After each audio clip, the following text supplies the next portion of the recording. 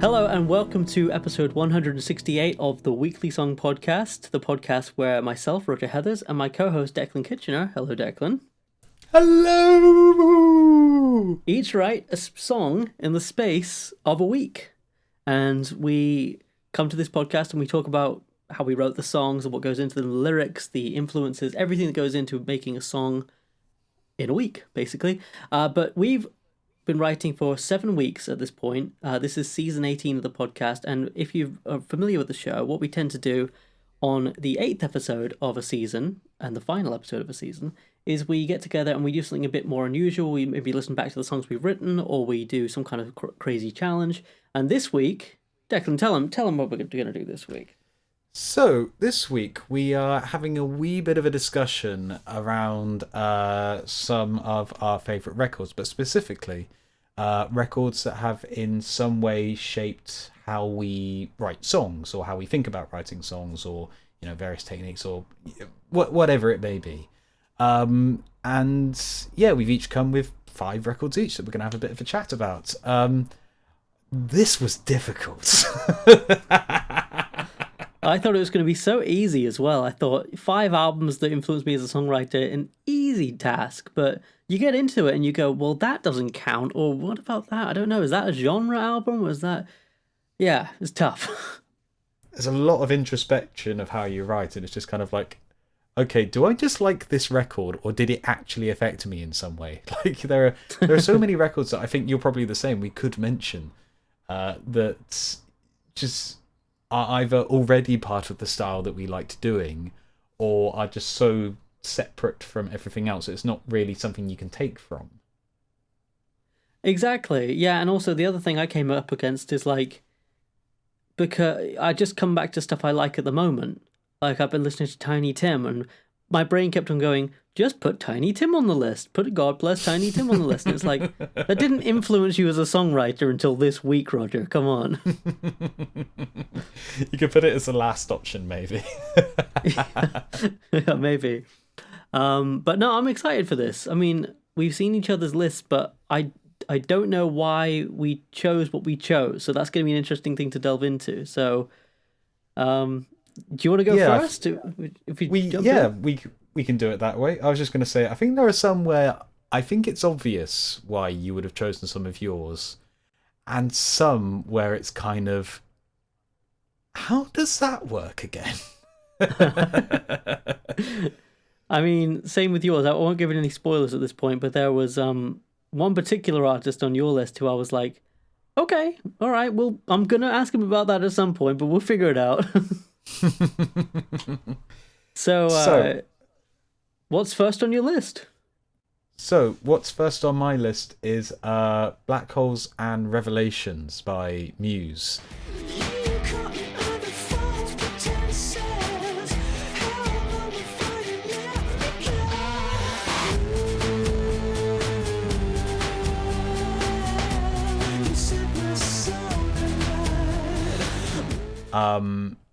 It's no secret on this show that I am a big Muse fanboy. This album is kind of on the list because it's kind of representative of where I was when I was starting writing songs. It's an album with lots of big riffs, and like it's got lots of epic scope to it. But it is still fundamentally a rock record. But it's a rock record with a very particular flavour. Like a slight extraness to it. You only need to look at something like Knights of Sidonia to realise, like, no, this band is on like another level. Like, compared to like a lot of other stuff I was listening to at the time, like Foo Fighters, Kaiser Chiefs, Franz Ferdinand, Arctic Monkeys, stuff like that. That's all cool. That's really sort of indie and like American rock, and like that sort of British garage revival sort of stuff. And then, yeah, music exists in this entirely separate category over here. Yeah. So how old were you when you first came across the album? I would have been in my teens. I started music relatively late. I started the piano around 14 or 15. I started the guitar around 16. which is a little later than most people come to it. I'd come to Muse around that same sort of time, and Muse were one of my bands where you have your bands where you learn how to play the guitar. So the Beatles were one of them for me, but I'd already listened to their music, so it was more just a case of putting into practice what I knew. Muse were a band I was discovering at the same time as learning the guitar. So I went back listening through a load of my early demos and things that I've still got on the computer. And I listened to all of the riffs and like some of the chord progressions and how they go through awkward changes and things. It's like, yeah, you have just cribbed that from Black Holes, haven't you? Yeah, it's so funny listening back to your early demos, but one's early demos, and going, "Oh my god!" I was so obvious that I was just taking in all these influences, and some of them just pop out like sore thumbs. And so, were you learning a lot of the Muse riffs at the time, and kind of like, was that sort of your guitar lessons really? To an extent, like there were some songs I learned all the way through, like Supermassive Black Hole. That's a great. It's a very simple rock song, but it's a really great rock song. And then like learning bits and pieces, like I learned how to do the bit of Starlight with the riff at the beginning, fingerstyle on guitar. That end riff to Knights of Sidonia, Exopolitics. That's a great riff to play. Yeah, it's just there's so much good stuff on that record. What I like about it as well is it's not lost sense of its pop sensibilities, but it's quite clearly not pop music. Like Starlight could very easily be a synth pop song if you did it that way. But like it adds something else by that big rock section in the pre-chorus and that sort of driving bass line and things like that. That's probably something else that sort of influenced a lot of how I think about writing bass lines and things. Like, it's because obviously being a power trio, Muse have to have the most fussiest, most distorted bass guitar in the world, but it has to be doing something distinct. So that's the driving force of a lot of their songs, and the guitar is just doing twiddly stuff on the top. So that's kind of something I always try and keep in mind, is that the bass really should be like powering something. Like even if it's a guitar riff song, the bass should be like the sort of momentum behind it. That makes a lot of sense. And I think what you said about them being not really a pop band, but they are pop adjacent, and they were in the charts. I remember when we were young, they were always on the radio, they were always on the music video stations and stuff. And I think that's something that comes a lot with your picks and your taste in general, is like kind of more alternative stuff, but also stuff that could easily be a pop, a pop hit. Well, ultimately, like much as it can be a dirty word, pop is kind of what we're all aiming for, isn't it? Like we all want our stuff to kind of be popular, if not necessarily with a mass audience, and with the audience who sort of gets it.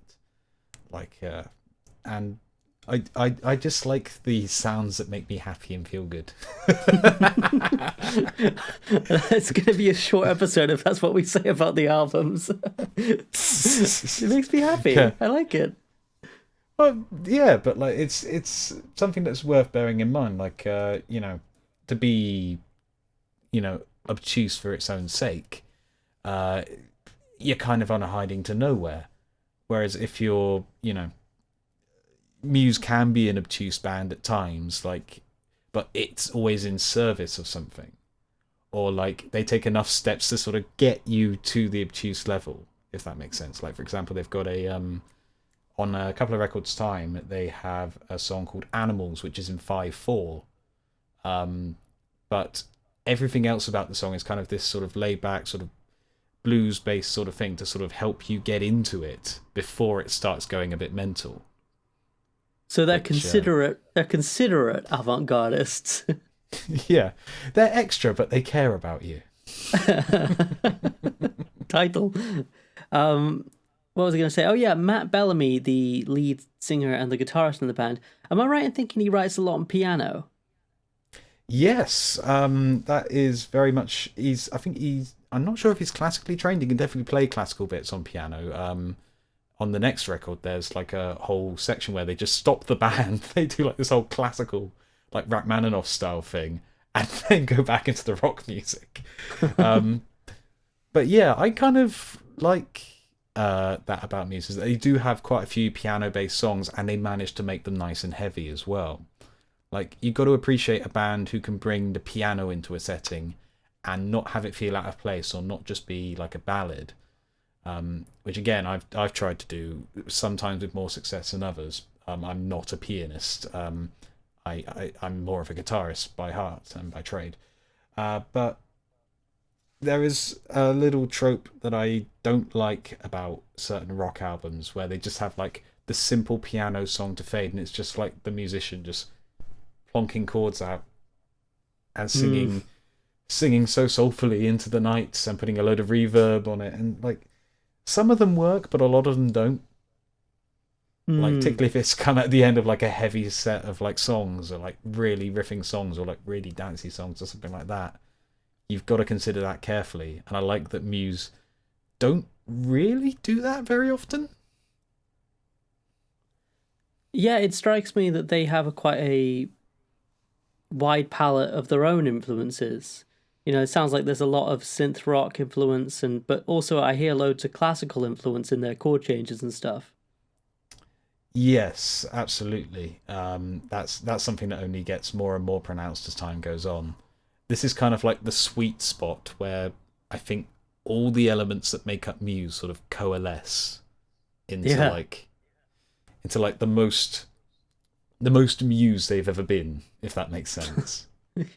Without getting pulled too far in any one direction. Yeah. So this album is that perfect point for you. But it's also, like we said before, it's a very varied album. Like the intro has like a load of synth patterns in it, and you've got like cod western things, and like much heavier songs on there as well. I do like eclectic albums. Like, I think you and I are much the same. Like, albums have got to have like a consistent voice, but they've also got to go places. Yeah, absolutely. It's like, to me, an interesting album is one that does touch on lots of different things. There should be a more upbeat song, there should be a ballad, there should be something that gets a bit weird and tests you a little bit as the listener. And I think Muse does all of that.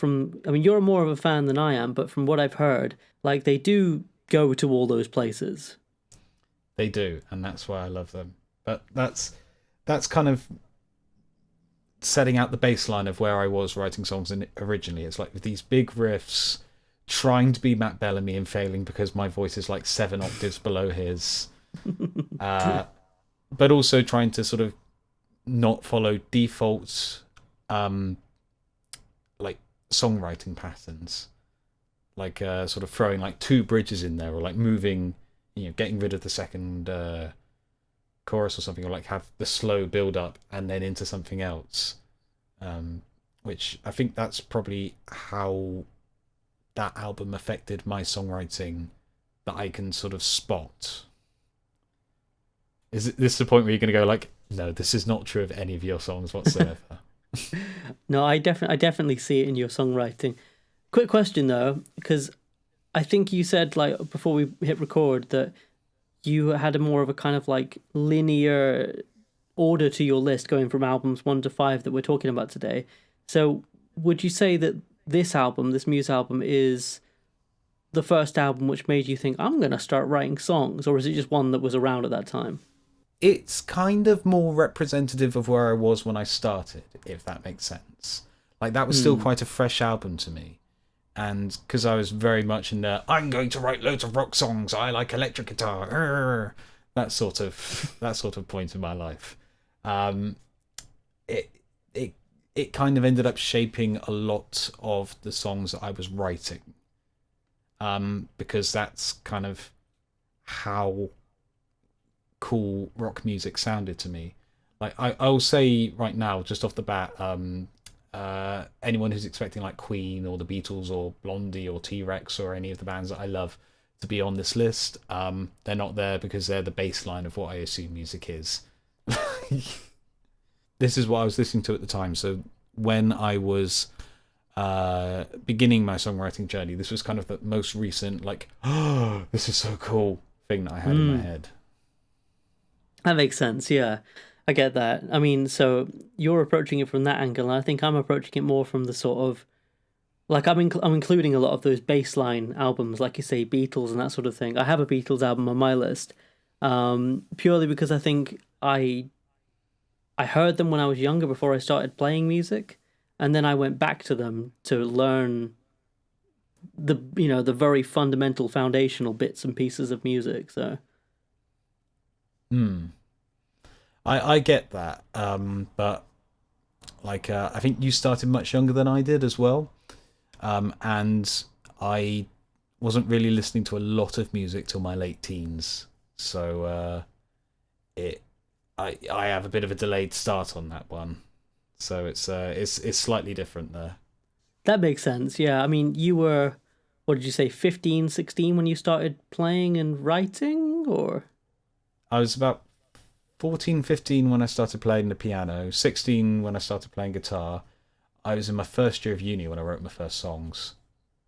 So, like, this is, like I say, Muse is more, this album is a strong album for me, but it's also more representative of that era of rock and, like, the sort of attitudes that were going on then. In my, like, I very nearly picked something like Wasting Light, for example, which is a few years down the road, but it's still part of that era of music for me. I understand the era you're talking about. I think that sort of guitar band boom that happened, but also the age you were and how that impacted you. Yeah, it's very much that UK guitar boom, which I know Foo Fighters aren't UK, but, you know, they're very popular over here, so they might as well be. But yeah, there was like a slew of indie bands that came out, indie guitar bands around the mid-noughties, and there's just so much rock music in the charts, it can't help but, like, affect what your baseline is for music. That makes a lot of sense, actually. I mean, when we were thinking about doing these lists, you can't help but think back to, and I think that's one of the interesting things about doing this is like when you got into music and how that all worked. Because I think for me, it all kind of happened a bit sort of boom, boom, boom. Like I remember when I was a kid, I liked the odd song here and there. I remember when I lived in America when I was a kid, I was like 6. I insisted that I buy this NSYNC single, but I think it's just because kids at school were listening to it, and it was almost like a toy. You know, it's like I need to get that. Whereas when I got back, I started to listen to. No, when I got back, I didn't really get into music at all until I was about 11, and then very, very quickly, like all in like a few months, I think, I got a guitar and started writing songs and then started recording songs and just boom, I just got into music in a huge way. Which is kind of interesting. You've got that all sort of concentrated in quite a short period of time, whereas for me it took like a few years to get going and everything.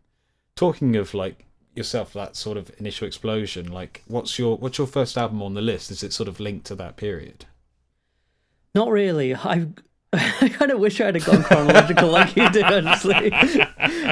I mean, they are all albums that hit me quite young, but I didn't get into the first album on the list, which is Either Or by Elliott Smith, until I was about 14, maybe 14 or 15. People passing by that all seem to be going the other way. Said, won't you follow me down to the Rose Parade? But I had heard it before that. So yeah, the first album for me is Either Or, Elliott Smith. Elliott Smith is, generally speaking, like an acoustic guitarist, singer-songwriter, you know, folky, very kind of like sparse arrangements and that sort of thing. And I grew up with, I wonder if you did too, like I grew up with my parents having a CD shelf, which as a kid I would look at, and sometimes they'd play the CDs and you'd hear them playing their music collection, and then eventually you'd start to take bits and pieces from their collection, you know? Sort of. I had a sort of delayed reaction with that. Like when I was getting into Queen, it was off like my dad's music shelf. Um, and then slowly going through everything else, like finding out they had Dark Side of the Moon, finding out there was Joan Armour Trading, things like that. Um, but yeah, it's kind of weird how you sort of realise after the fact, like that was there the whole time. Why did no one tell me? It's funny, and it's like it's just like an object in the house. And I remember seeing Either Or on the shelf all the time. And I remember my mum would play it in the car sometimes, and on the kitchen she had like a stereo. She always, when I was growing up, my mum had a stereo kitchen, stereo in the kitchen, a CD player. And they always broke all the time. So there were like about 24 different stereos that she had in the kitchen, and she'd listen to Either Or by Elliott Smith. And so it was kind of white noise at one point. But then when I started getting into music and playing guitar and stuff, I just kind of, because you don't have any money when you're a kid, do you? So No. I was just like, sometimes I would save up my money. In fact, all the time I would save up my money. And okay, I've got £10. I'm going to go to HMV and I'm going to buy whatever. I always had something I wanted to buy. But also, it was like, just go to my mum and my stepdad at the time's record collection. And yeah, so Either Or was one of the first ones that I really picked out and hit me in a big way. I remember the song Rose Parade was one that they'd play, like they'd skip ahead and play that one quite often. And I just loved it. I think part of it was like this rediscovered nostalgia of like, oh, it's that song. And now I appreciate it because now I kind of understand it and I'm at that age where I get it now. So, It is that weird feeling when you come back around on something, you go like, oh, this is my thing from the past. Oh, this is different. Oh, I see. yeah, it's almost like a kind of acquired taste or like a coming of age thing. You go, oh, that's the appeal of this. It is odd how that works. But like, it kind of makes sense that Elliott Smith is an early one for you. Like when I've played your music for people before, like they sort of make that comparison, like dependent on the songs that I'm playing. But it also kind of makes sense from like an ethos of production as well. Like I'm assuming that you weren't necessarily thinking in these terms when you first heard the record, but like Either Or in particular is a very lo-fi record. Like and it's very, very quietly sung and it feels very restrained in its own way. Which you've done musical projects like that before, like Northcroft, an EP of yours from quite some time ago. It's sort of in a very similar vein. Like, how is are projects like that and that sort of mode like a conscious thing, or is that just something that is just absorbed into you? I guess it's kind of absorbed, isn't it? When you first hear something, you just go, I love it. And I don't know why. It's such a visceral thing. I love this. I love this record. And I remember noticing that Either Or, because the whole thing was recorded on a 4-track tape machine. I think at the encouragement of the producer of the record, whose name escapes me, but he said you should record on this lo-fi thing because I think they had a limited budget or something and they just wanted to kind of colour the sound without having a multi-million-pound studio bill. And so, but I kind of heard that. I heard that sound. Even like the opening track, Speed Trials, it has Elliott Smith playing the drums on it. I only know that from the liner notes. I used to read the liner notes religiously. And the snare drum is like, it's almost like a Saint Anger Metallica snare drum. It's like really pangy, Pong!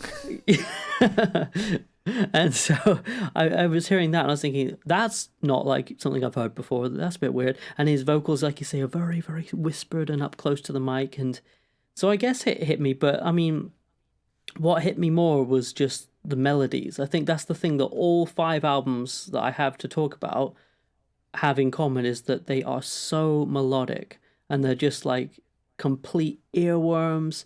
And more than the lyrics, even more than the chords, although the chords are probably secondary underneath the melodies. But the melodies on Elliott Smith's music in general are just so beautiful. It is something very unique. You don't really quite get the same thing anywhere else, do you? No, you don't. And I think when I started getting into him in a big way, I started reading about him and realized that he was a really big Beatles nut and that he listened to the Beatles all the time and everything. And a lot of people would say like, oh, well, he doesn't sound like the Beatles. He's, very... Because his lyrics are really depressing. They can be very depressing at times, and he can be quite... well, he committed suicide at a young age and everything, so there's a lot of darkness to his music and to his early life, but there's so much joy in his melodies, and I think that's where the Beatles thing injects itself into his music. It's low key, but it's still major. Like, it's kind of... It's not quite doing sad lyrics to a happy song, because it's not happy, but it's also not... It's not, like, melancholy and unlistenable. It's not going like, oh, my sad life, everything that's wrong. It's like... it's still popular and listened to for a reason. I almost wonder, with kind of the style of production that he tended to go for, would Elliott Smith have been more successful these days? Where sort of more niche artists tend to get more sort of allowances and time for like their own unique particular sound and vision. That's a really good point. I think, yeah, probably somebody like Elliott Smith in these days would have a home studio and would just record and put out stuff on Bandcamp all the time. I think that's probably quite true. But there's also been a move back to like more acoustic instruments and like quieter music and like in particular headphone music and things like that. Like which in retrospect, what he's done is very well suited for that. It's music that's aged incredibly well. That's a good point. That's a really good point. It is very much music of now. Like, because everyone records at home. Well, most people record at home now because it's cheaper. But also, you can't have a Marshall stack at your flat. So everyone does record quite. Well, you can, but you won't have a flat for very long. Yeah, this is true. This is true. You won't have a flat for very long. But so everyone plays really quiet or writes folky acoustic songs or something. So I think he would have thrived these days. But he made so few albums. I was thinking, which one do I choose? Because I like 3 of his albums a lot. There was a string of 3 albums. There was Either Or, then XO, then Figure 8. And there were albums before that with his band Heat Miser and the album Elliott Smith and the album Roman Candle. But Roman Candle and Elliott Smith, they didn't seem quite as fully realised melodically to my ears. And then the later ones are more produced. They're more like they have more drums and they have like more strings and arrangements. Whereas Either Or is just like pure songwriting. It's very, very specific on what it is. Like, and it does seem to have like a strong sort of vision of what it's going to be behind it, which it's appealing. Like for coming to music for the first time, like. A lot of bands only get big on certain records once they've got everything together, and then those always become the entry points thereafter. Yeah, which, it's kind of like interesting that's happened with like this most quiet, this most sort of is intimate the right word of albums? Yeah, I'd say intimate's a very good word for him. Yeah. Yeah. But yeah, that's a good choice. That one makes 100% sense why you said that one has affected your songwriting. Definitely. The last thing I'll say on this, I think, which is why it kind of came to mind first, is that you were talking about the rock influence of like Muse and Kaiser Chiefs and all that sort of thing. And I had that first off too. When I first got into music, it was Nirvana, it was Metallica, it was all these like, band t-shirt bands and that sort of thing. That's a good name for them, isn't it?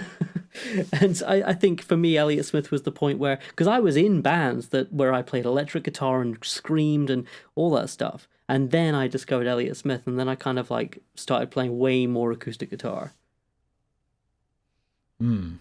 It's that moment where you sort of click with an acoustic guitar that sort of changes everything. Yeah, we will be coming back to that very shortly. Okay, so what's your second album then?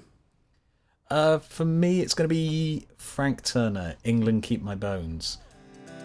Love is free and life is cheap, and as long as I got me a place to sleep, some clothes on my back and some food to eat, then I can't ask for anything more. So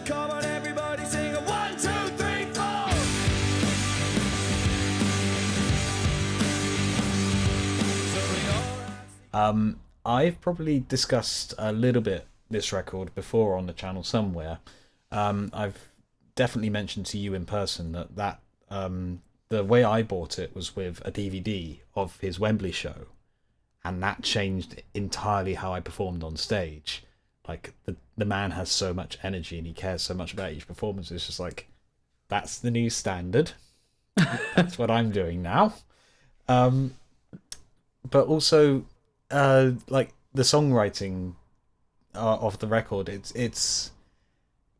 exists in a very interesting place. Like, Frank Turner comes up from like a punk rock background, but he's very much known now as a singer-songwriter. But he's not like full. He is acoustic bass, but he's not full like a folk star out in the fields or anything like that. There is still like that connection between the two. He exists in a very interesting sort of space, and that's a space that's very appealing to someone like me. Yeah. Well, I'd never heard Frank Turner before meeting you. And I mean, to me, when I very first heard him and revisiting him for this episode, like a song like If I Ever Stray, it completely sums it up for me. Like, it's an acoustic guitar song, but then it explodes into everything else. Yeah, like you could imagine a version of that song where it just sort of stays in that sort of folk lane throughout the whole thing. And it would be a great song, because it is a great song, but it just gains something like from the, so come on everybody, 1, 2, 3, 4. Such a great moment. I love the kick in. There's such a great kick in. I love it. Oh, there's a great one on the first track on this record, Eulogy, where it starts off with like cowboy chords. Not everyone grows up to be an astronaut. Not everyone grows up to be a king. And then it does its whole cycle round once. And then it does the whole cycle round again, but it does like the whole band just going, well, I've never tried to be a perfect person. Like, oh, that's... Yeah, it's very simple and it makes me very happy. But I think it's a very interesting record. Like, it's being from a sort of punk rock background, there's a lot more honesty in the lyrics and a lot more of a sort of do-it-yourself, a lot more upfront sort of sensibilities to it, which I think began a very long process for me of like trying to become more honest in my lyrics, or like more emotionally honest. This does have its flip side where like if you haven't got anything to write about, it's like, what do I do now? But ultimately I think that is something that when I get that right, it's a strong element to my songwriting, and it sort of stems from there. It's a very interesting album. It's very much about the UK overall. And it's got very British vibes to it, but it's not a patriotic album. It's not like overly nostalgic. I say it's very British, but it's not like, oh, this country's great and this, that, and the other. It's like, it's not. But it's like a sort of quintessential sort of like an English version of going back to your own going back to your hometown, or like the sort of attitude to religion summed up with Glory Hallelujah at the end, which has the chorus of there is no God, so clap your hands together. That is so you, honestly. Yeah, it's very much that sort of like aren't we shit but we love it kind of like a vibe to it, which is a difficult thing to try and pull off and come out of it looking okay. Yeah, I think one thing that struck me about Frank Turner, having seen him live now, I remember you and Josh, got tickets and we went to go and see him live, like right in the heart of COVID. And it was all distanced, seeing anyway. But having seen him live, he just has a voice. This guy, more than any other artist, has a voice. And I think that comes across in spades. It's obviously he's got a voice like that, but he's got a very distinct way of putting things as well. He's got a viewpoint, which is kind of always interesting to sort of see. Like, I think there are a couple of songs on later albums where I'm not so fond of them, and I think the reason I'm not so fond of them is that they feel more from like a generic viewpoint rather than from what he specifically brings to it. there are a few artists around this sort of time I was listening to that were doing much the same thing. Like you've heard me talk about Def Havana before. Yeah. Their lyrics are very super specific to like events in their own lives and people that they knew in their hometowns and things like that. But by being specific, they sort of open the emotions up so that everyone can come in and have a look and sort of like feel the same sad all together. Like I think Frank Turner does that as well, which is like very interesting. But like also one final thing I'll say about how this affected my songwriting is that it actually made me sort of okay with the acoustic guitar.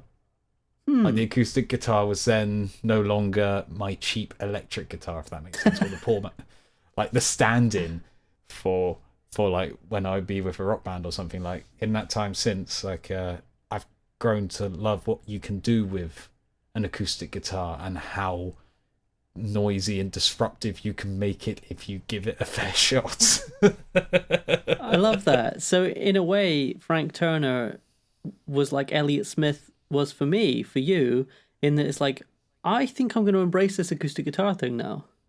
Yeah, it's like, oh, this is actually a viable tool for my toolkit. Like, I can actually do some proper stuff on this rather than think, oh, it'll sound better when I do the studio version with the electric. Yeah. I mean, let me ask you this, though, because with Frank Turner, just from listening to him, basically, I can hear that the chords are very diatonic, very straightforward, just kind of like... And there are exceptions. There are things where I'm like, oh, that was a cool move that he did there. But generally speaking, quite straight ahead, 4/4, strummed music. But I think the USP, perhaps, is like his voice in the sense of like what he's saying and also the energy. Like for you as somebody who likes music with diminished chords and, you know, this and that and like cool tricks, where does he land for you? And like, you know, where does that sit for you?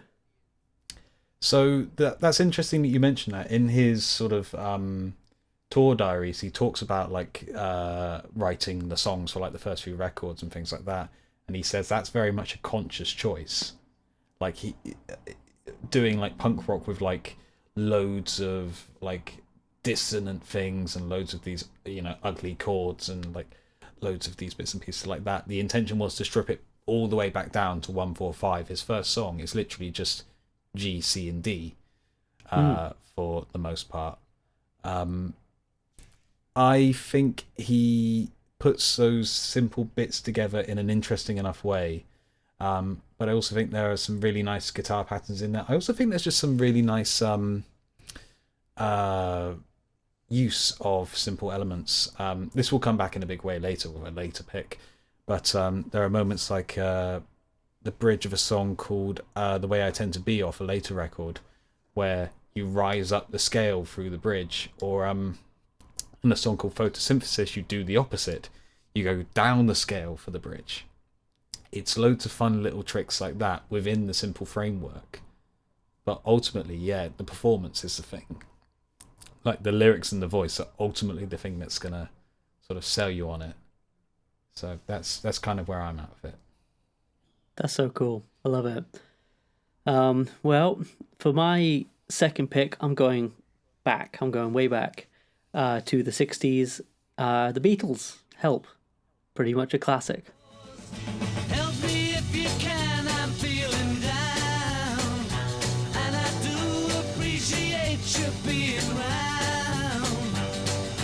Help me get my feet back on the ground. Won't you please, please help me? Never heard of them. Little band from Liverpool, going on to big things. No one's going to sign the Beatles, and guitar bands are on the way out. Yeah, this is true. I mean, you and I both love the Beatles. Big influence for us both.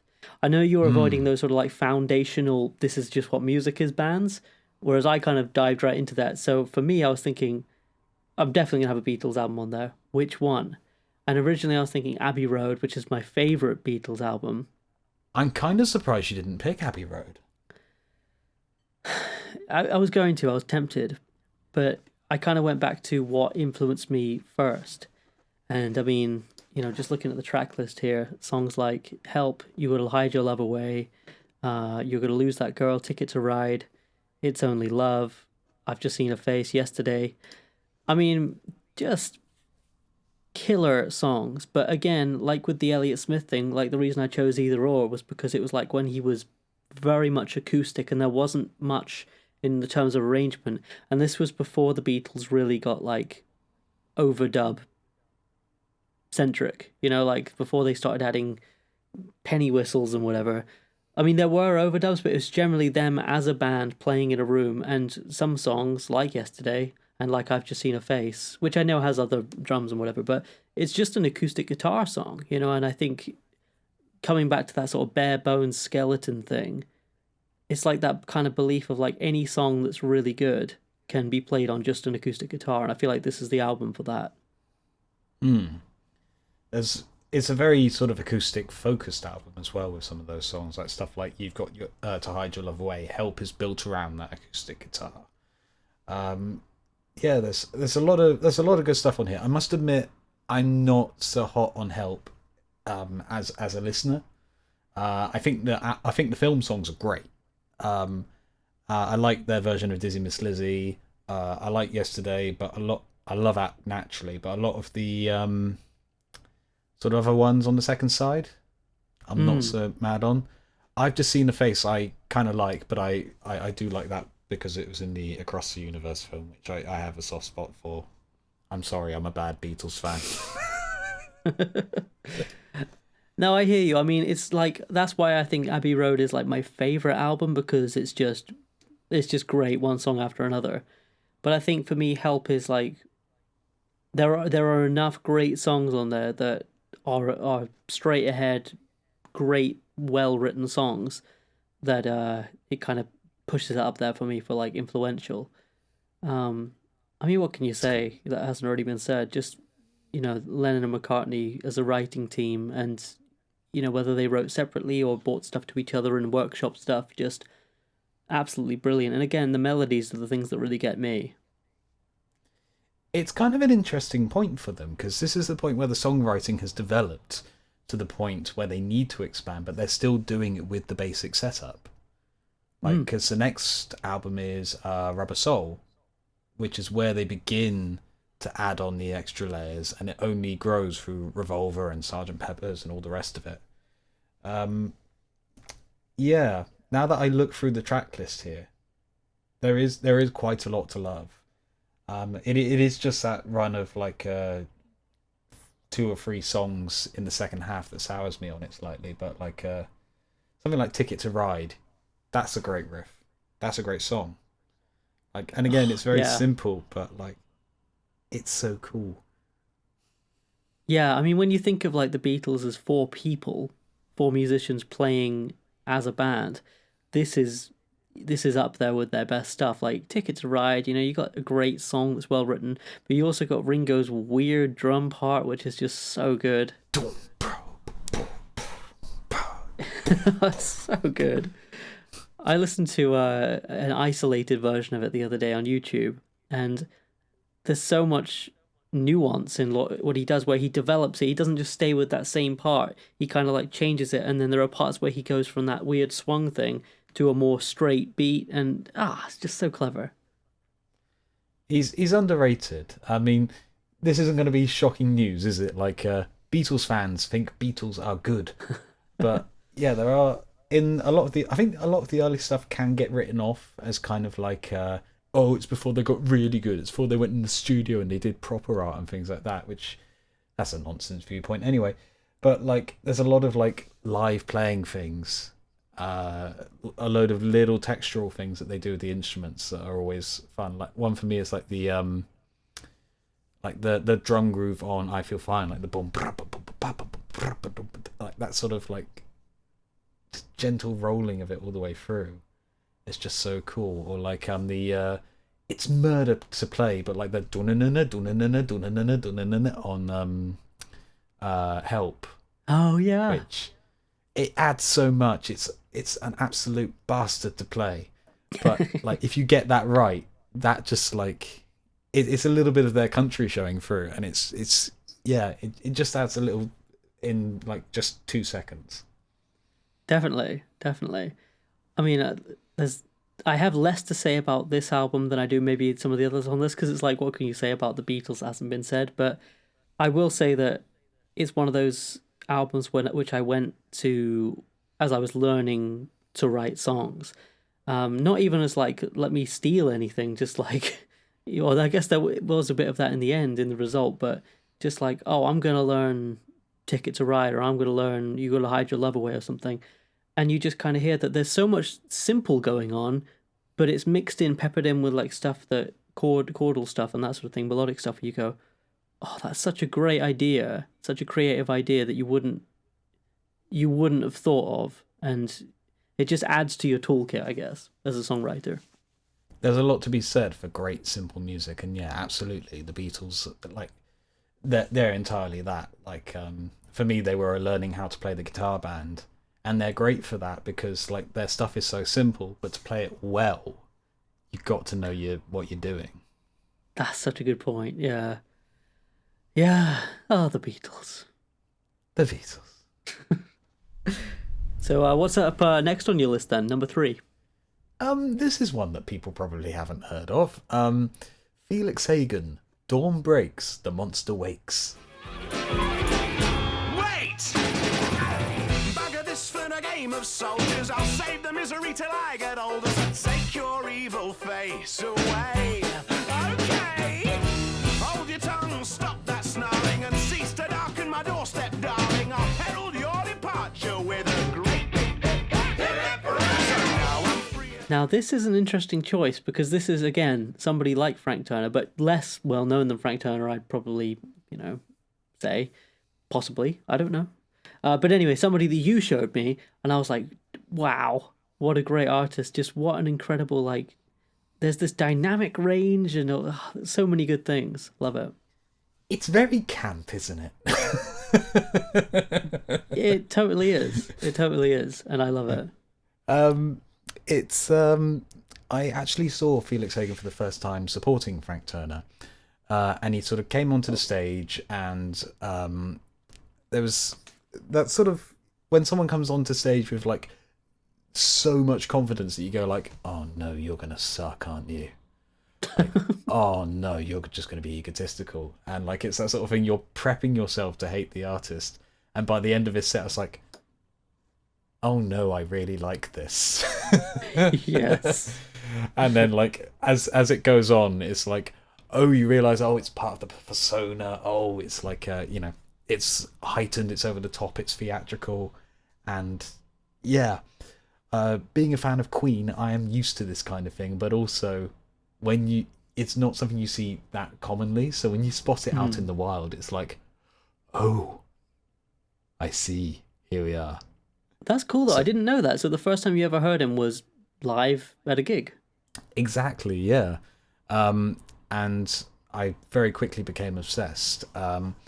And what I kind of like about this album in particular is that it walks a very delicate line between like being twee and almost comedy music in places. Like there are a few silly voices and a few slightly posh upper, RP accents on the thing. But then you do have some like earnest moments in there. Like there's a song called I Can't Do Anything About It, or The Best Thing Ever, or one of the ones I showed you, Just Like All the Rest, where most of it is this silly vaudeville thing. But like the whole point is just like, okay, I'm really uncomfortable with who I am. I love that. There is like a mixture of like self-awareness and putting on a show, which I think is great. It's I think that's probably what I've taken from it most, is that willingness to sort of embrace the theatrical, the sort of like the camp, the over the top. Like I did note at a certain point when I was going through my old demos, you did hear a few more silly voices after. Or like tongue-in-cheek lyrics and things, or like a more sort of musical or like a theatrical like chord progressions and things like that, and a few character songs as well, and yeah, this album has things like that in it as part of its fabric, and it's like catnip to me. I just love artists who do that. Yeah, I mean, for people who haven't seen your live show, I think it comes out, that influence comes out more in your live show than it does, but maybe listening to your recorded music. Your recorded music does have moments of humor and stuff in it, but I think when I've seen you play live, you're joking around, but you're also very theatrical and all this kind of stuff. But then you also have moments in your songs which are very vulnerable or intimate, but then you'll flip back and forth between the two, and sometimes you'll combine them. I can see that. It's tonal whiplash for the audience, and I love it. No one gets out alive. It's brilliant. I've literally got a song called that. Well, there you go. There you have it. But yeah, this is kind of theatre rock. Love it. 1 out of 1. No notes. That's more or less what I have to say on this. I love it. That's so cool. Well, okay, my number 3 is Teaser on the Firecat by Cat Stevens. And if I ever lose my eyes, if my colors all run dry, yes, if I ever lose my eyes, oh, I won't have to cry no more. Yes, So this is an interesting one for me, because I've got a Cat Stevens Greatest Hits, and I've got Tea for the Tillerman. I've not actually listened to Teaser and Firecat all the way through, but I've heard a few of the songs from it. In fact, let me get up the Wikipedia listing so I can see which songs I have heard from it. Tuesday says I've heard Morning is Broken, obviously, Moon Shadow, Peace Train, Ruby Love. Yeah, it's a lot of great stuff from this record. It's like a greatest hits album. It's really good. Now, what I should have put on the list is Cat Stevens' Greatest Hits, which is the thing I heard first, and probably the same one you've got on your music collection. I imagine so.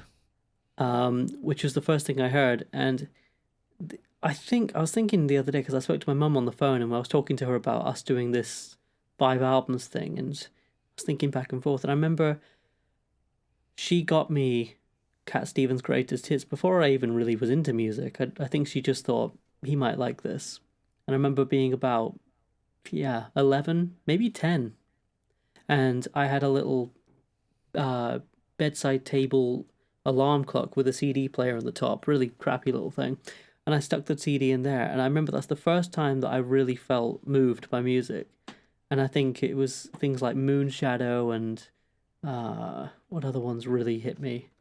See, now I need to get up the track list.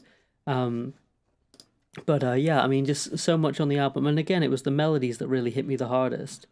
Let me see. Yeah, Ruby Love, How Can I Tell You? There's just so much on the album that I really, really like.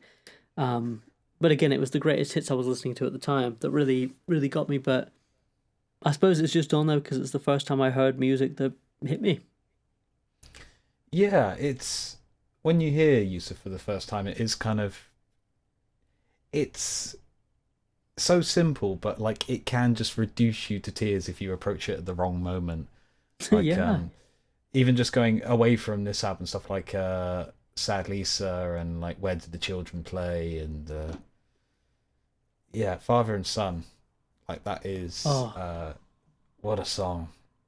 I mean, it's probably songs like that I heard on this Greatest Hits which got me. I don't know why I didn't choose the Greatest Hits. I thought I'd get in trouble for not for choosing a compilation. I mean, I avoided Greatest Hits for the same reason. Yeah, I think we're both quite like album purists in that sense, but nothing wrong with the Greatest Hits. But yeah, you're right. There is an emotional quality to his music, and you mentioned Where Do the Children Play? Great song, really great song. I love it. But it makes me laugh every single time because he starts out like, Where do the children play? And by the end, he's like really angry. He's like, tell me, where do they fucking play? Oh dear. It does build. What I love is it almost sounds like they haven't adjusted. Like he didn't tell them he was going to do that, so you can sort of hear it clearly. Absolutely. Yeah. I think because the thing with his music, you would just assume that he's just quiet all the way through, and like his songs do tend to build towards an emotional conclusion.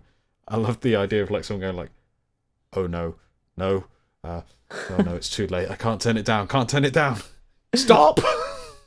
That is one thing. Yeah, you're totally right. That's one thing I love about him. Actually, re-listening to him recently, is like when I picture what he is in my head. It's the beginning of the songs. It's quiet and Exactly. Like, dun, dun, dun, dun.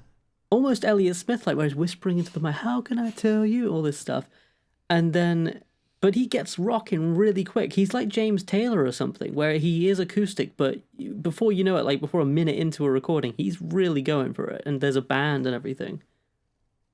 Which it's important to have that, particularly if you're an acoustic artist. Like this is probably why one of the reasons why his music has lasted quite so long. Like yeah, because it does have that emotional range to it. Like man, I need to listen to more Yusuf. Yeah, you do, and me as well. Have you ever heard? You have the greatest hits, so you probably have. You ever heard of his cover of Sam Cooke's "Another Saturday Night"? Let me just double check. The answer is probably going to be yes, but I couldn't tell you anything about it. Let me double check. Because one I've got is the very best of Cat Stevens. Another Saturday Night. Yes, I have heard it. I couldn't tell you anything about it. Oh, it's great. I mean the Sam Cooke. You're familiar with Sam Cooke, like one of the first like R&B artists, one of the first album artists, in fact. And his version's great, such a great version, but it's very much like another Saturday night, just like a normal straight ahead beat. Whereas Cat Stevens, again, it's like it's got horns, it's got female backing singers, and at one point it just breaks out into double time for no reason. You got to appreciate a good double time section. Oh man, I'm gonna have to. I can sense like a binge through the catalogue coming. Oh, same actually. I'm feeling it too. I mean, there's so much to get into. I really do. Anyway, enough gushing. But yeah, so Cat Stevens, Yusuf, just absolutely fantastic. Huge impact. And still a huge impact. I feel like if there's anyone who I feel like I want to write like, I would probably say him. I really would. That's a good goal. I would not go far off that. Yeah, sorry, we'll be back in back in a bit. We just got to do some listening. All right, so what about album number 4? What do we got? So for me, it's Tom Misch, Geography. You should come south of the river, where the loving is gold.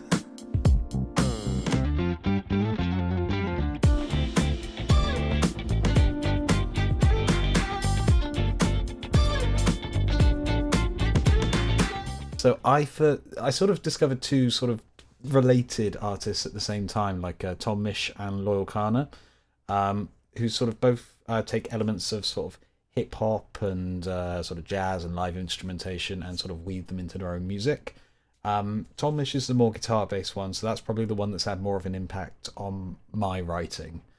But yeah, I sort of discovered them both in the run up to Reading one year. I think it would have been 2017 or 2018. I can't remember which. I don't think either of them had an album out at that point, and it was just one of those things. You've probably had this before. I know I have a couple of times. Where you listen to an artist and you think, "Oh no, they're really good. Oh no, I'll never be that good. Oh no, what a shame. Looks like I'll have to quit music." But then you sort of like become sensible and you realize like, oh, I could learn to play what they're playing, and you start looking into it and you go like, oh, there are some interesting little bits here. Oh, very much we shall bring some of that forward. We shall enrich our music with yours. You shall become part of our collective. This will make a fine addition to my collection. Quite a good grievous, that stance. But yeah, no, totally. I mean, I nearly put the Lemon Twigs on my list for kind of that reason, that they had it was like a ton of bricks landing on my head when I first heard them. Where you I remember like, very well. go, like, oh my god, like they're such good writers and everything, and such great musicians. And then, but like you say, you kind of eventually get to this point where you're like, it kind of improves you. You know, you either give up or you improve. You know. Yeah, there have been a couple of artists like that. Another one was Jacob Collier, where it's like, oh wow, this is so far in advance of what I've ever done. I can't get up there. And then you realise, no, actually, I'm never going to get to that level, but I can take a few bits from it. You know, bring them forward into what I've done. And I've noticed sort of a load of like slightly slower, slightly jazzier. There are a couple of like Tom Misch sound like weekly songs, one of which is very blatant and sort of stated right out the gate. But it sort of marked a point. I was sort of in Bristol as well. It's about the time I'd moved up to Bristol and met a load of other musicians. Annoyingly, the thing about this list is that I also banned myself from like putting my mates' music on. Otherwise, it would just be like Roger and my mates, like all on the list. Like, because I like stealing all your secrets to make me better. Ha ha ha ha. But that sort of coincided with like trying to sort of work out what other people were doing, try and take little bits of what they were doing, and try and work out what interesting chord progressions they were using, and you know what they had going. And one of the ways you could sort of like make your music sound better is by including like weird chords and jazzy chords and like things like that. And I'm not trained in that in any way, shape or form, but it is fun. Like sitting at a piano and thinking, right, what happens if I suspend that note and I put it through these weird suspensions, and like I try and move notes through that note. Like, and you get these normally very ugly or very ill-defined chords, but when you put them in the right sequence, and it's just like, oh, this is so much better now. Absolutely. I think we're into the sort of, I don't know, more interesting chordal stuff now, which doesn't come as easy, because when you learn a Beatles song and it contains a G, a C, and a D, and you learn that, you go, I get that, these are easy to string together. But like you say, when you start experimenting with different chords and different modalities and things like that, yeah, you're right, you come across things where it takes a bit more work to get them right. But with someone like listening to Tom Misch, like, everything is a bit more experimental and different, and like, oh, the bass isn't doing quite what you think it would do, the chords are going in places you wouldn't expect, but it really pays off when it works. And I think there's been quite a big thing in hip-hop in the past couple of years of like incorporating more jazz elements, and like say Lord Kana has done that, and he's had Tom Misch play on a few of his records, and that's something that I always appreciate, because like, okay, cool, we've got some interesting harmony as well as the hip-hop going on, like got extra stuff, 2 layers in which I can enjoy this. Yes. I always find that the rap resonates way more when it has a chord progression behind it than if it has a static loop. Like certain phrases and things like that, if they have a certain chord change, you're like, oh, I really felt that lyric, you know? Or like a decent like riff that sounds like it's come out of live instrumentation, like No CD, such a great riff on that.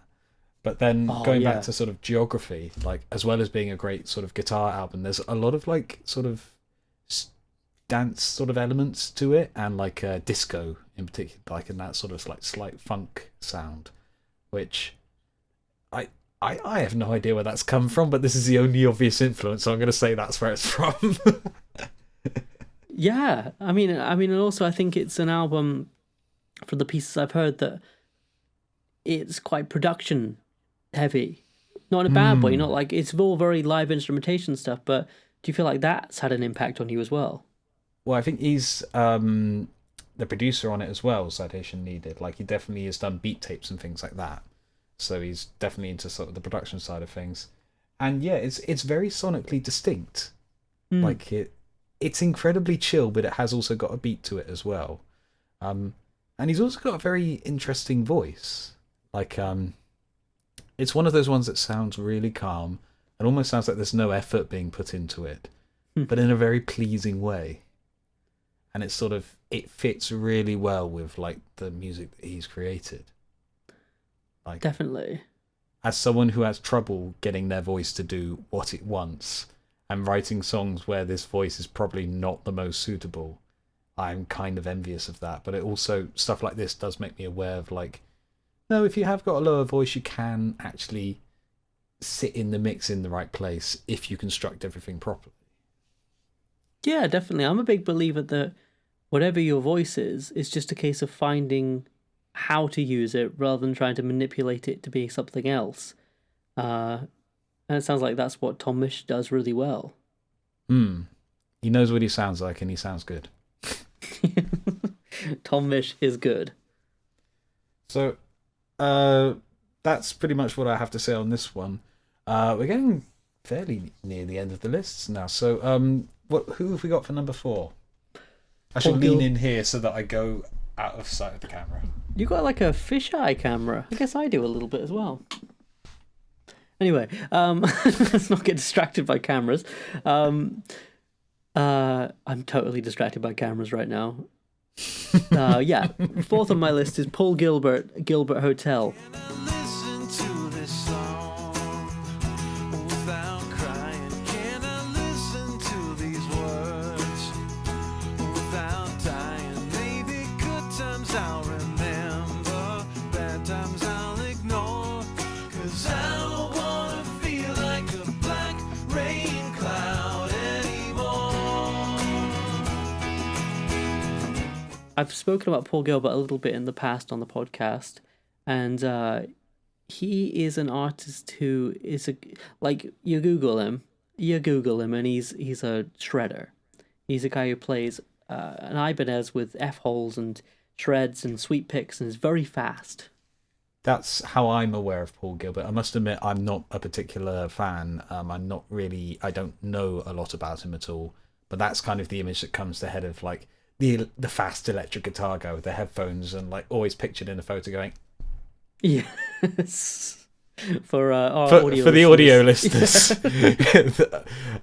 that sort of scrunched up rock guitar, face. Yeah, very much the shredder face. But I mean, that's where I first came across him, was like, because I went through a phase when I was learning electric guitar where I was like, I like Steve Vai and Joe Satriani, and Paul Gilbert was in that, and Yngwie Malmsteen and all that stuff, and I just went through this shredder phase.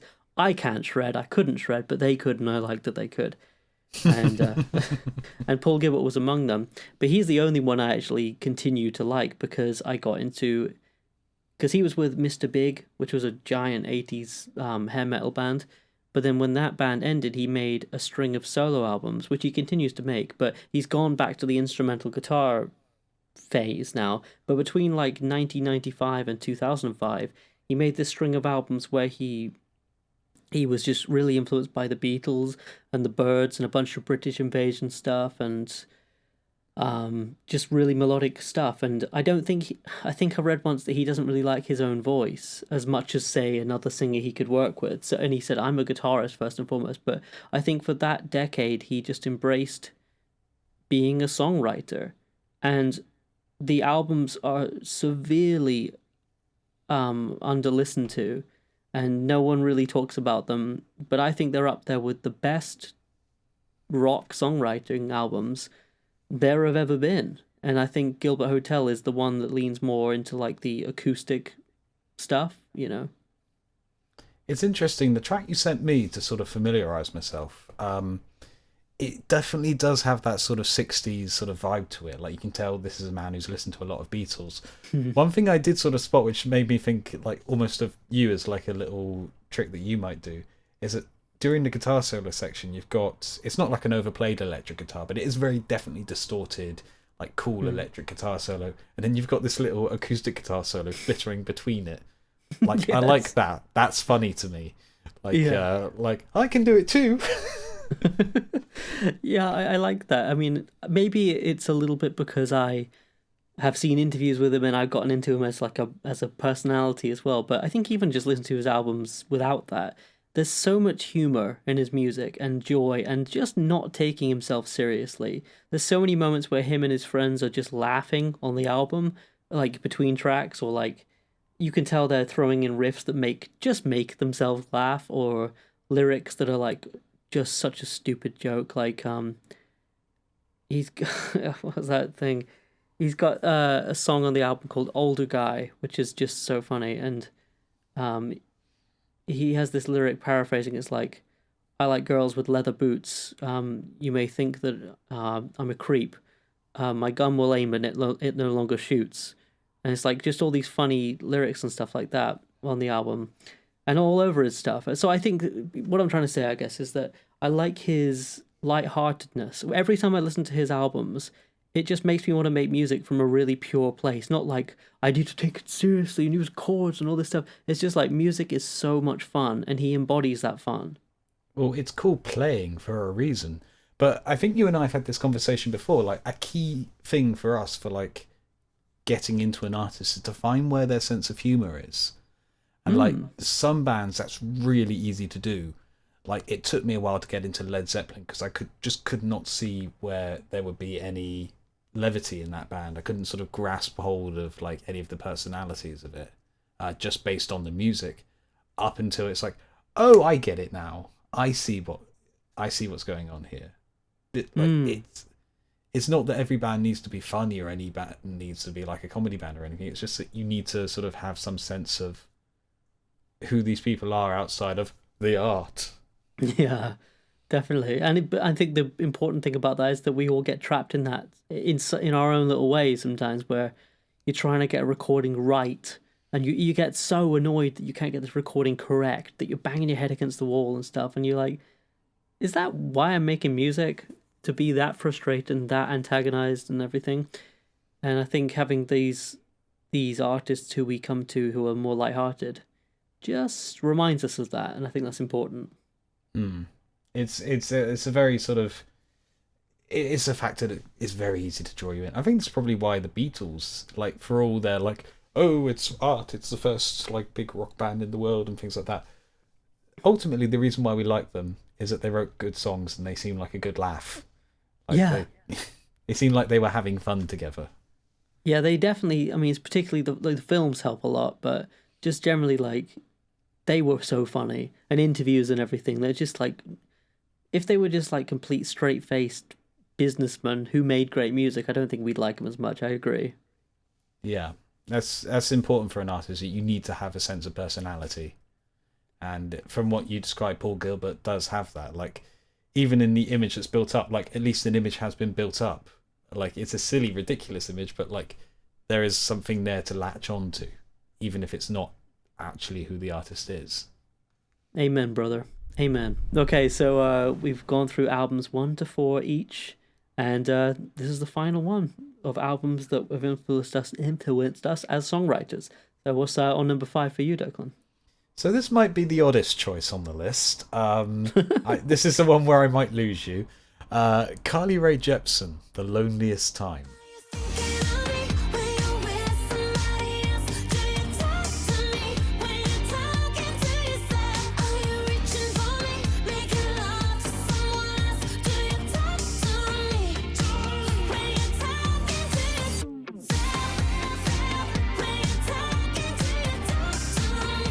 Hear him out, folks. Hear him out. So, this is kind of more of a representative album, but like, it's the sort of last year of me being in Bristol, so around end of 2022, beginning of 2023.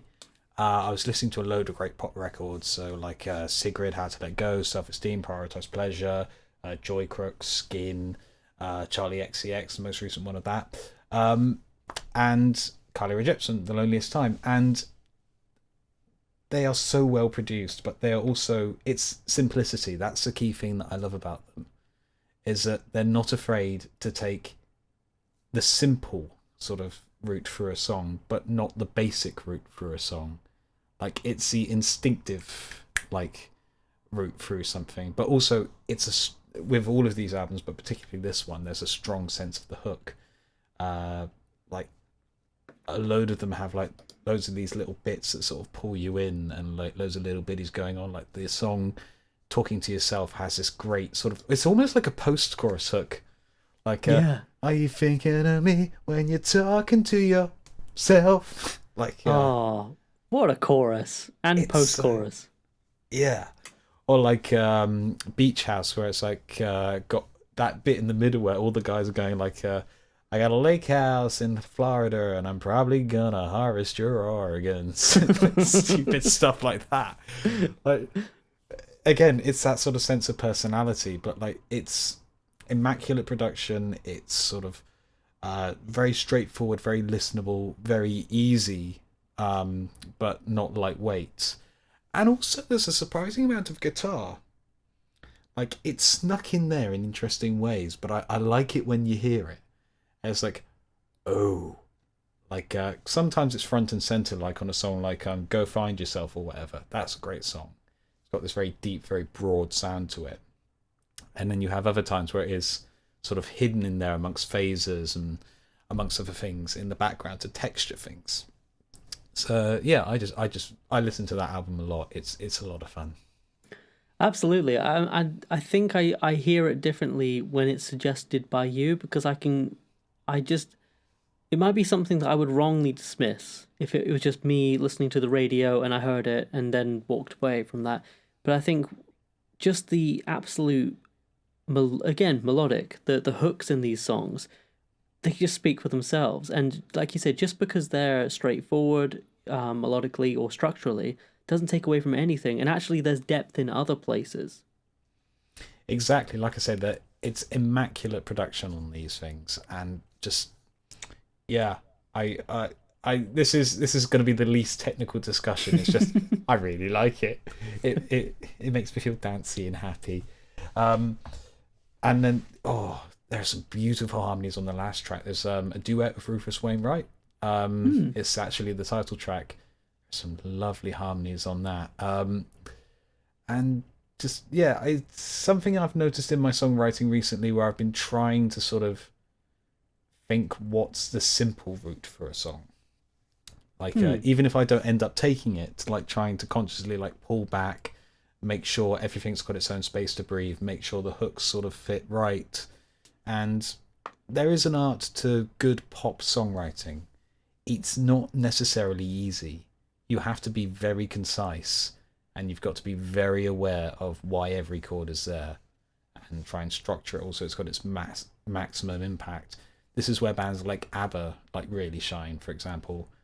Their songs are so intelligently constructed, but they make it look effortless, and there's not like millions of jazz chords in there or anything. It's just your basic building blocks put in the right place for maximum impact.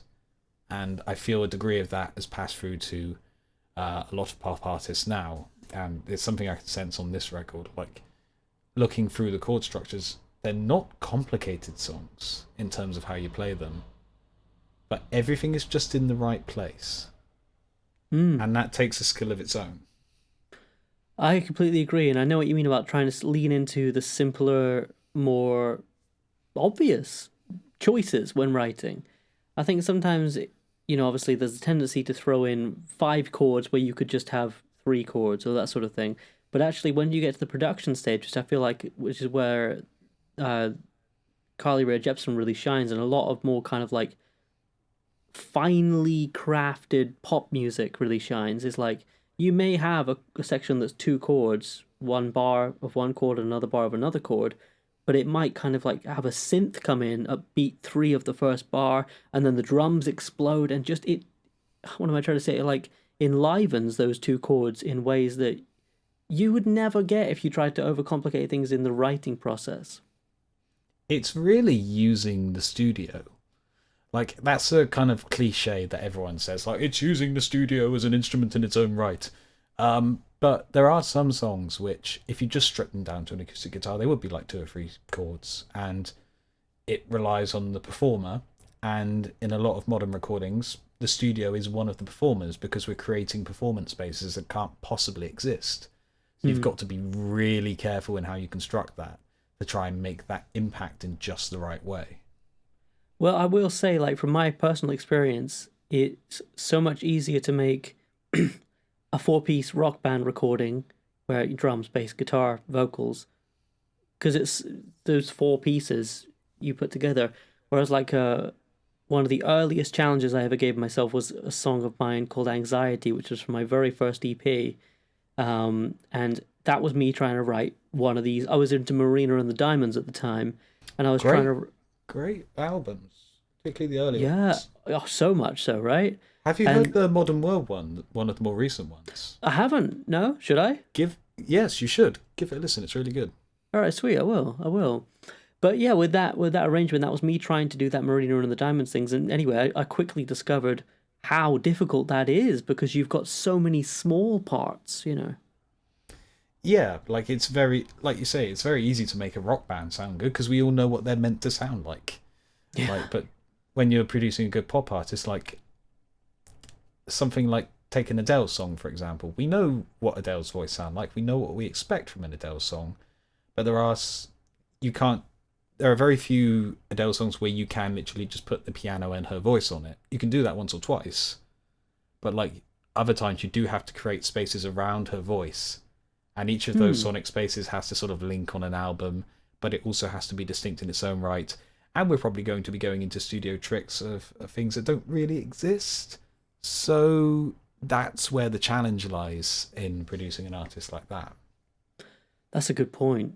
I mean, and also like a lot of these like, you know, A-tier celebrity pop musicians, you know, your Beyoncés and whoever, and Shakira, anyone who has like a giant, you know, multi-million selling record, the productions on those albums, they're like akin to like a studio in terms of like a video game studio or like a Hollywood studio in their scope and how much goes into each song. It's like they're so layered.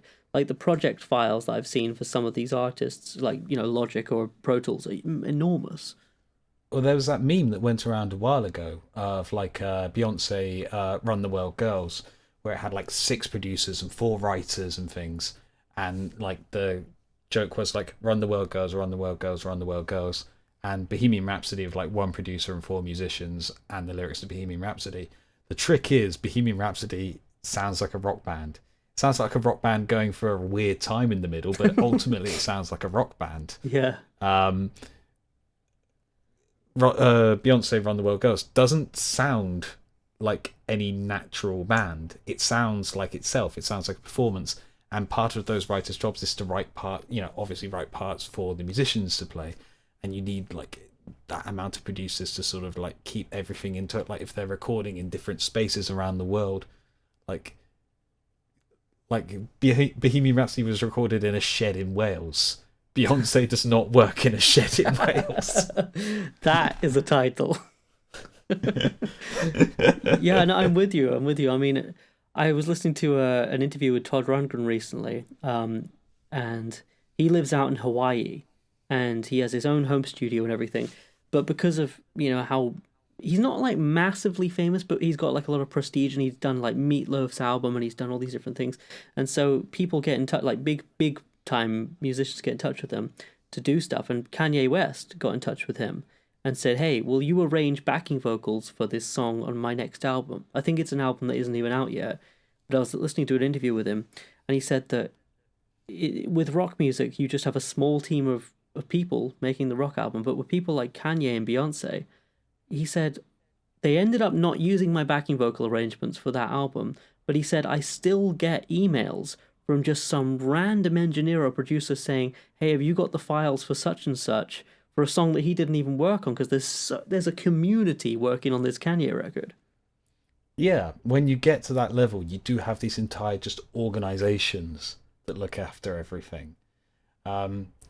It's mind-boggling to think about. It's probably why everything costs so much and why people don't make money on records anymore, because they're employing too many people. But hey, that's not for us to talk about here. That's above our station. Yeah, we're at the bottom rung of the ladder. And now we're going to be the bottom rung of the ladder for a much longer time. So in an attempt to get back in the upper echelon's good graces, who have we got for album number 5 for yourself, Roger? We've got Kate Bush, and the album is Never Forever, which was her 3rd album. Oh, good choice. Oh, yes. Only the forest fluids you need your self is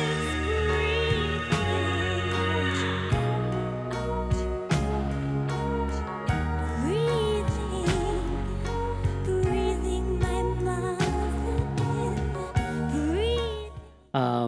I mean, it's not like the go-to pop album for Kate Bush. There were singles on it, Army Dreamers and things like that.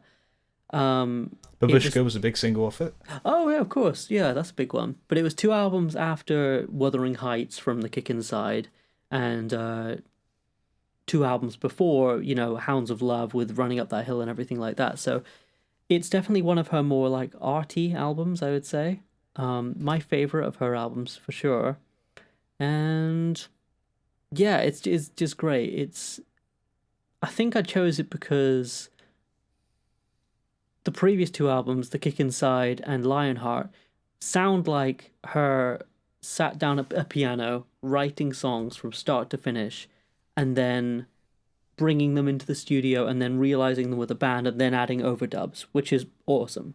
Never Forever feels like that, but like the next step, kind of like we were saying earlier, where like Help was the four Beatles in a studio organic setting, and then Rubber Soul came along, Revolver and that sort of thing, and they started adding like a sitar, or this or that, a horn section and everything. And I think this was the pivotal point for Kate Bush when she started to add more, just get more experimental and more weird in the studio, but still with a real focus on songwriting. So I think it's that lovely middle ground between songwriting and, because what came next was The Dreaming, her 1980 album. Or 82. I like The Dreaming. It's a very weird album, but I do quite like that one. I like that because it's it's Kate Bush going like, what can I do with my voice? I will do everything that I can. And Sat in Your Lap, I love that song. Like, that should have been a much bigger hit. I know why it wasn't, but it should have been. I completely agree. But Never Forever, as I think it's got the best closer of Breathing. a Kate Bush. Breathing. That's such a good song. Oh my god. Like, it's like that. Listen to it first, please, now, because I'm about to spoil what it's about. Have you listened to it? Good. Right. Good. It's about like an infant child in their mother's womb, and they're breathing in the radioactive particles of nuclear war. It's scary at the end, where like you get the backing chorus going like, "What are we going to do? We are all going to die. What are we going to do?" And you get Kate Bush wailing over the top of it, over that sort of like the news broadcast bit in the middle. Oh god, so good. But it only hits then. Up until that point, it sounds like the sort of normal weird. It might sound like because there's concern about like breathing in what your mother breathes in, so it's like, I'm breathing her nicotine and things like that. It's like, no, I'm not breathing in your nicotine. I'm breathing in your radioactive fallout. Yeah. That is a heavy song in more ways than one. So good, isn't it? But again, it was 1980 it was produced, wasn't it? Yeah. Top of the line production.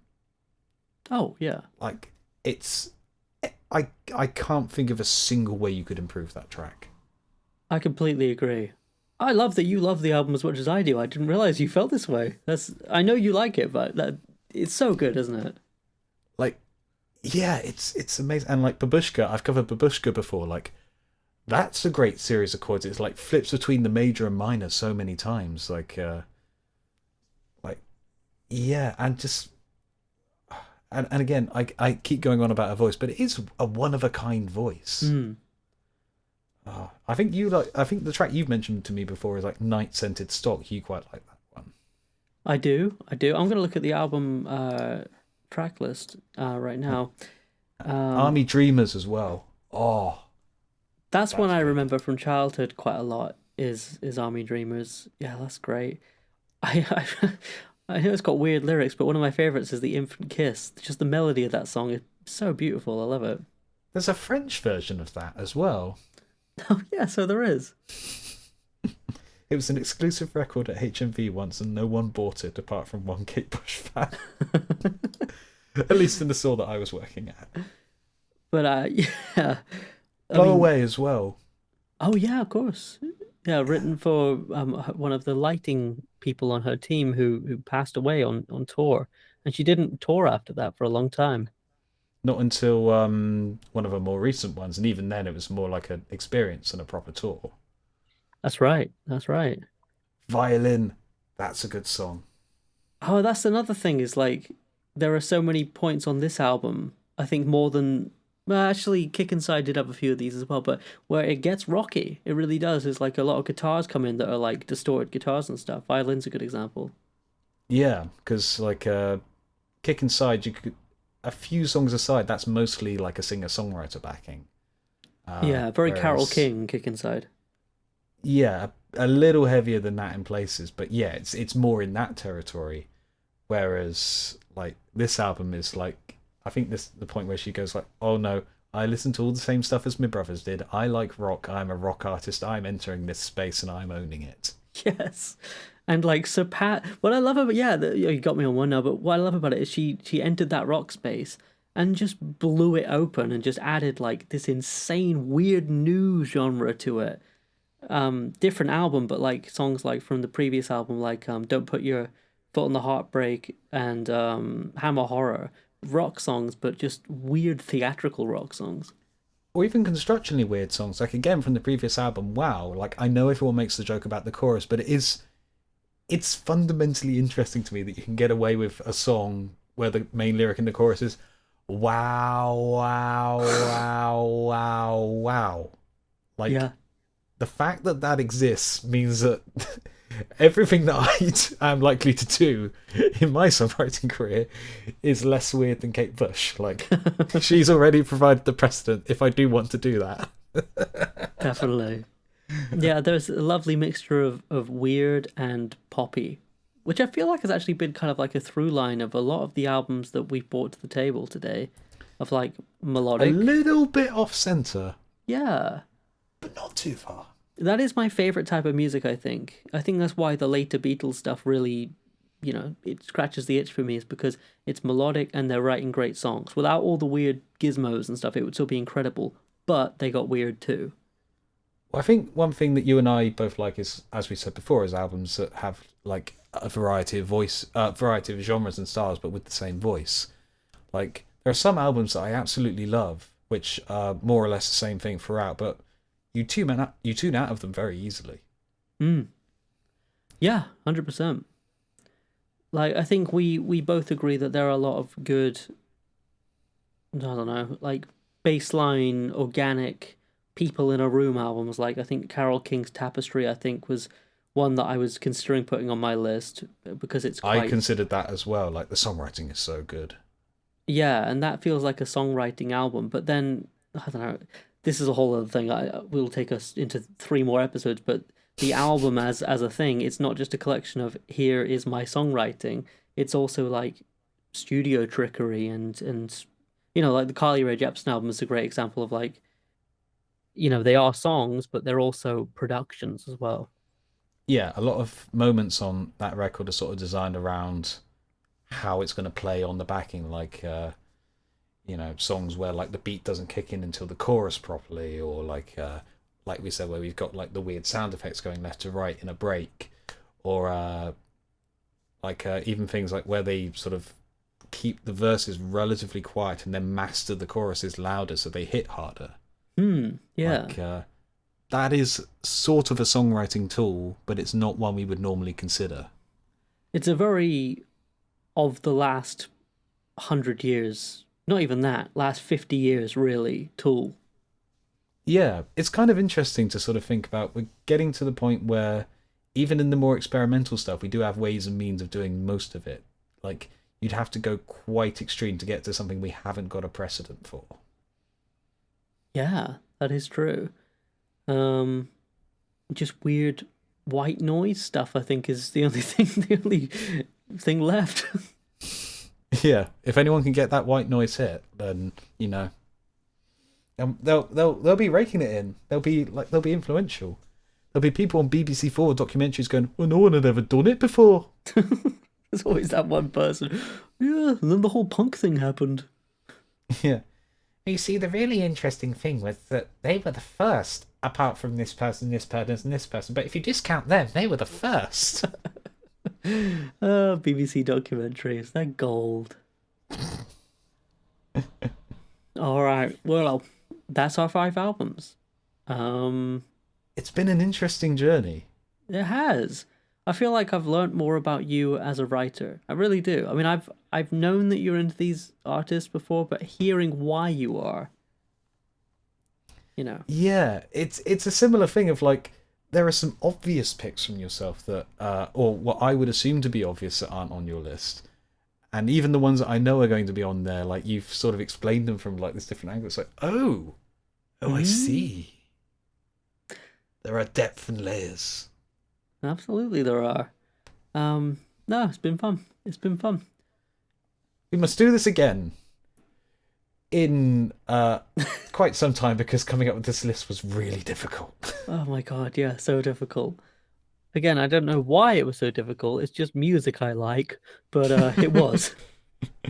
Oh, that was a difficult thing though, like just looking at every album. Like there are some albums that nearly made it on, like for example, the first Dire Straits album.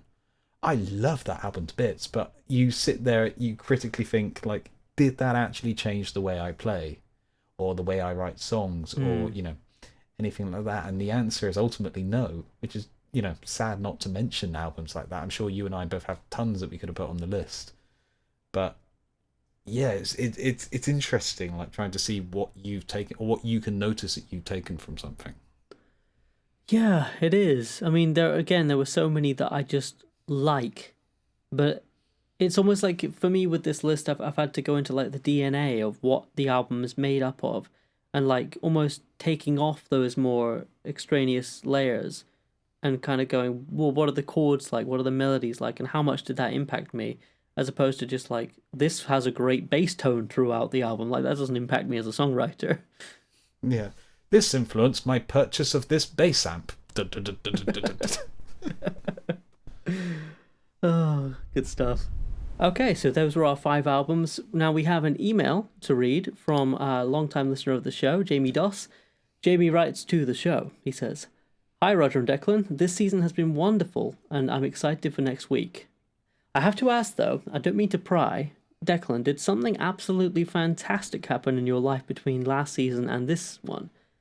From the first episode, you've sounded, I don't know, lighter, carefree? You just come across happier on air this season, and I really love that for you, mate. I wanted to comment on your song from episode 166, which I listened to today. Everything about the song reminds me of Radiohead, specifically In Rainbows. And though I know you're not keen on it, I'd love to hear you and Roger produce it as such on the next Schnookums album. I also wanted to give a suggestion for a challenge season. Emotionally themed music. I'm thinking each song would evoke a different emotional state, both lyrically and, more importantly, musically. And then maybe you could dive into why those chords resolve the way they do and sound like whatever you're feeling. Either way, always a pleasure to listen. Hope all is well for you both. Cheers, Jamie. P.S. I've been too busy lately to really work on music myself, but I plan on sending in a song or two once things calm down and I can get back into the groove." Well, thank you, Jamie, for the email. Looking forward to the songs. And Declan, what do you make of this inquiry? So, did something absolutely fantastic happen in my life between last season and this one? Oh, I'm so glad you asked. The answer I can tell you is no, not that I'm aware of. But thank you for saying that. I sound happier. It's good to know that I'm coming across better on air. But thank you for your comments on the song from 166 as well. Like, I must admit, I'd not thought of doing it like Radiohead, but that might be something worth considering. Like, yeah, we'll just have to give it a go, won't we? Schnookums, Roger? Yeah, I think so. Let's do it. I think we've got a ton of songs that we could pull from for the next Schnookums album from what we've written this season. The In Rainbows comment is interesting, because I went through a Radiohead phase recently, and In Rainbows was one of my favorite ones from that list. As far as like the production style, I can kind of hear what you're saying, but there's so much variance in terms of production and style on that album that I think it would be you could go in a lot of different directions, I guess. I must admit, it's been a while since I've listened to In Rainbow, so I'm going to have to listen to that again to sort of refresh my memory. But also that suggestion for like emotional state challenges, that's really interesting. Maybe we could do that a couple of weeks. Yeah, I'd like that. That'd be good. Yeah, because we're doing a challenge season next season. Yeah. Although we're probably going to have to be a little bit careful with the emotions that we pick, so we don't pick like, I don't know, hungry. How does the song make you feel hungry? I've never thought of hunger as an emotion before, but I guess you do feel hungry. I get it. Oh, dear me. That's awesome. Thank you very much for your email. Yeah, thank you, Jamie. Appreciate it. All right. So that's it for this episode and for this season of the Weekly Song Podcast. Thank you very much for listening. We're hoping to return some point in the summer. We'll let you know closer to the time when we're coming back. We'll do like a nice trailer or something, or we'll do something spectacular, I'm sure. In the meantime, if you've got anything that you want to send into the podcast or any comments that you want to make, what do you think of our choices of songwriting albums? Are there any albums that have particularly influenced you to write songs, or that you feel are interesting from that kind of perspective? Why not write into us at weeklysongpodcast@gmail.com.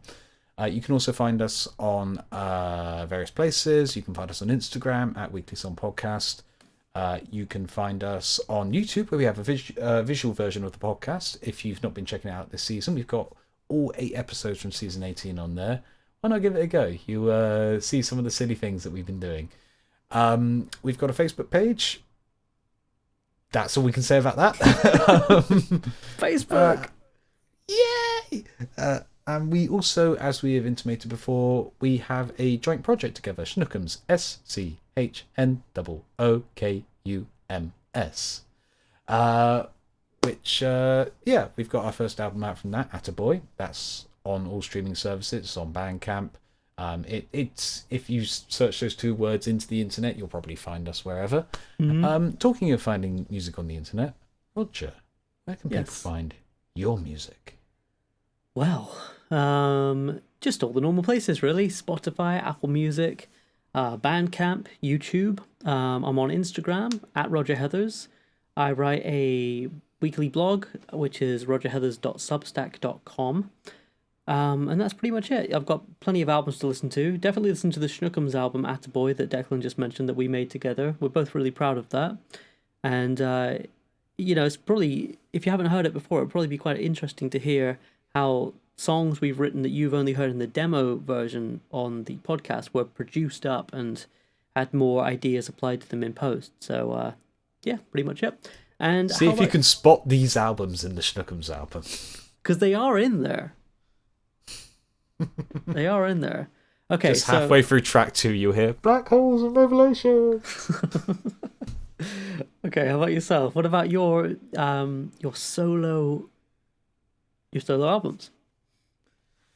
So you can find my albums on most of the streaming services. Have a wee search: Tidal, Spotify, Deezer, Cobas, maybe. I don't know if I tick that option. You can also find it on Bandcamp as well. And you can find. I've got some videos up on Declan Kitchener Music. If you search that on YouTube, you'll probably find the right place eventually. That's more or less it for now. That's pretty much it for this season. So once again, thank you all for watching. Thank you all for listening. Thank you all for joining us on these 8 episodes, and we shall see you hopefully very soon. Until then, ta-ra. Ta-ra.